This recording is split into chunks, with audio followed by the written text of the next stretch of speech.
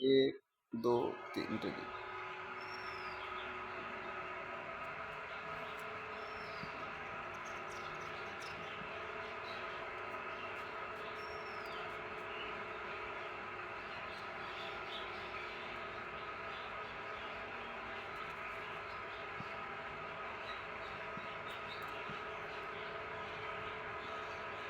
यज्ञ हमारे जीवन में क्यों आवश्यक है?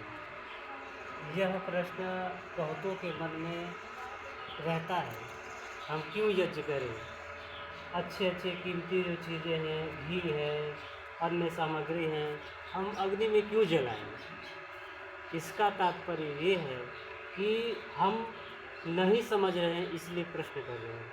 क्योंकि हमारे ऋषि मुनियों ने इस तत्व को समझा और केवल किया नहीं बल्कि इसे लिपिबद्ध कर दिया, ताकि आने वाले हमारे जो पीढ़ी है वो इसे पढ़े और समझे, फिर इसके महत्व को जानते हुए इस विधि विधान से यज्ञ को करें। जैसे एक लाल मिर्च अग्नि में डालते हैं तो उसका इतना प्रभाव होता है कि उस कमरे में, उस किचन में कोई रह नहीं सकता। वैसे ही हम यदि किसी भी वस्तु को अग्नि में डालते हैं तो उस वस्तु का प्रभाव केवल वहाँ ही नहीं होता, बल्कि कम से कम 1 किलोमीटर तक उसका प्रभाव जाता है। इसीलिए हम घी डालते हैं। घी क्या है? शक्तिवर्धक है, ओजवर्धक है, तेजवर्धक है। और घी को तो हमारे ऋषि मुनियों ने बहुत प्रशंसा की है। इसीलिए जब हम घी डालते हैं, आहुति देते हैं घी से, तो ये सूक्ष्म होकर के जब फैलता है तब इसका प्रभाव, इससे जो लाभ मिलता है ये बहुत ही उत्तम और स्वास्थ्यवर्धक होता है। वातावरण को शुद्ध करता है, हमारे वायु को शुद्ध करता है, हमारे स्वास्थ्य को शुद्ध करता है और शुद्ध रूप से हम इसे करते हैं।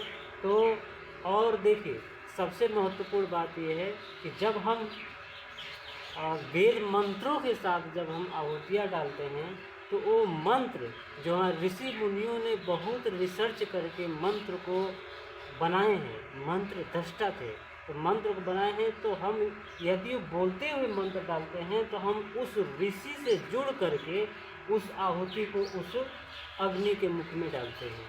तो हमारे एक तो परंपरा है और हमारे ऋषि का जो कर्म, हम ऋषि का कर्म कर रहे हैं, तो ऋषि का कर्म करने से हमारे ऋषि तुल्य जीवन होते हैं, शुद्ध, सात्विक। और हमारे जीवन में किसी भी प्रकार की समस्याएं, किसी भी प्रकार का जो हमारे जो स्ट्रेस होते हैं या स्वास्थ्य की हानि होती है, ये कुछ नहीं होगी। इसीलिए किसी भी व्यक्ति को यदि छोटे से रूप में भी चाहे तो यज्ञ कर सकता है।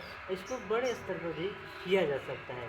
छोटे करेंगे तो आपके परिवार को लाभ मिलेगा, बड़े स्तर पर करेंगे तो समाज भी लाभान्वित होगा। तो इसीलिए जिसकी जैसी सामर्थ्य है वैसे उसे करना चाहिए। इति ओ।